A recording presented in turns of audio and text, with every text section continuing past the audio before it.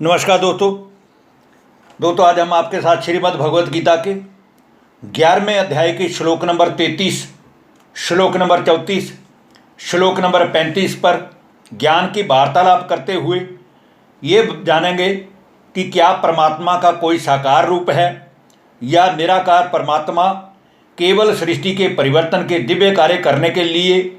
केवल साकार तन का आधार लेकर आते हैं, और क्या परमात्मा कलयुग के अंत में जबकि चारों ओर पापाचार और अधर्म अति से ज़्यादा बढ़ जाता है तब ही अवतरित होकर दुखी आत्मा को सुखी बनाने का दिव्य कर्तव्य निभाते हैं।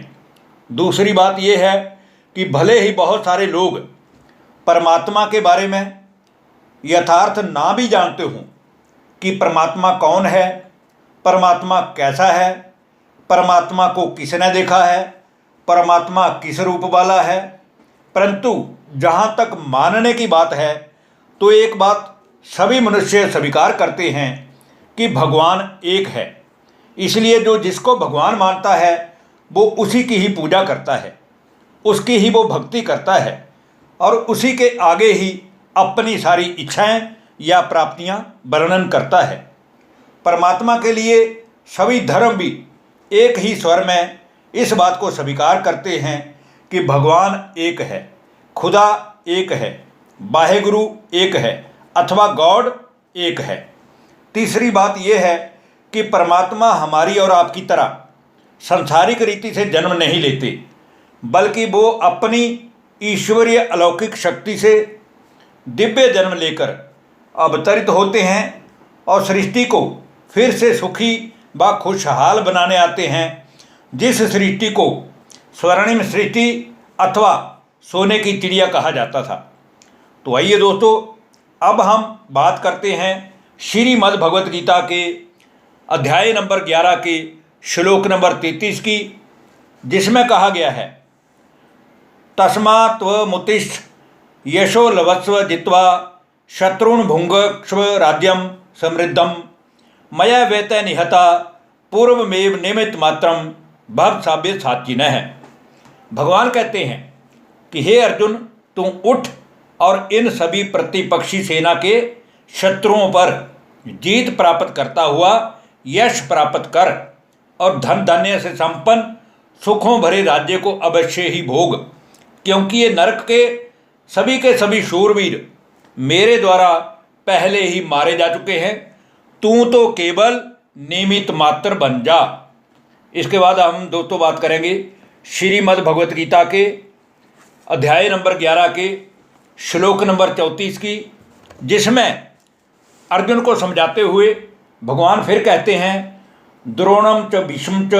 जयद्रथम च कर्णम तथा न्यायानपि योधवीरान मया हता शतम जहिमां व्यथिष्ठा युद्धस्व जेतासी रणे सपत्नान। भगवान बोले कि हे अर्जुन, ये कौरवों के गुरु द्रोणाचार्य व उनकी सेना के प्रमुख सेनापति गंगापुत्र भीष्म पितामह और उसी तरह से जयद्रथ और कर्ण तथा और भी बहुत सारे जितने भी योद्धा इस युद्ध स्थल पर युद्ध की इच्छा से उपस्थित हैं, ये सब के सब मेरे द्वारा पहले ही मारे गए हैं। तू तो उनको मारने के लिए केवल निमित्त मात्र खड़ा हो जा। तू डर मत, क्योंकि ऐसा करने से तू निसंदेह ही इन शत्रुओं पर जीत प्राप्त करता हुआ सारी पृथ्वी के राज्य भाग्य का सुख भोगेगा। अब हम दोस्तों आज की वीडियो के अंतिम श्लोक और श्रीमद् भगवत गीता के 11वें अध्याय के श्लोक नंबर 35 पर बात करेंगे, जिसमें भगवान के और अर्जुन के आपसी संवाद को देख रहे संजय दिव्य दृष्टि द्वारा उस युद्ध के वातावरण का हाल कौरवों के प्रतापी धृतराष्ट्र महाराज को सुनाते हुए कहते हैं। संजय वाच, एत श्रुत्वा वचनम केशवस्य कृतांजलि रवेपामान क्रीटी नमस्कृत्वा भूय एवाह कृष्णम सगदगदम भीत भीत प्रणम्य है। संजय बोले कि हे राजन धृतराष्ट्र, हे कुरुनंदन, भगवान के इन अमृतमयी वचनों को सुनकर मुकुटधारी अर्जुन हाथ जोड़कर कांपता हुआ नमस्कार करके फिर भी अत्यंत डर से व्याकुल हुआ। प्रणाम करके भगवान के प्रति गदगद वाणी में बोले कि हे प्रभु, आप प्रसन्न होइए। तो दोस्तों, आज के वीडियो के हमने इन 3 श्लोकों में यही बात जानी है कि भगवान ने अर्जुन को पहले ही बता दिया था कि संसार में जो भी पाप करता है, जो भी अधर्म के रास्ते पर चलता है, जो भी असत्य के मार्ग पर चलता है, उसका पतन एक ना एक दिन निश्चित है। वो एक ना एक दिन काल का ग्रास तो बनेगा ही बनेगा, उल्टे उसको प्राप्ति कुछ नहीं होती और वो पूरा जीवन दुखी मनुष्य जैसा व्यतीत कर देता है। धन्यवाद। नमस्कार दोस्तों।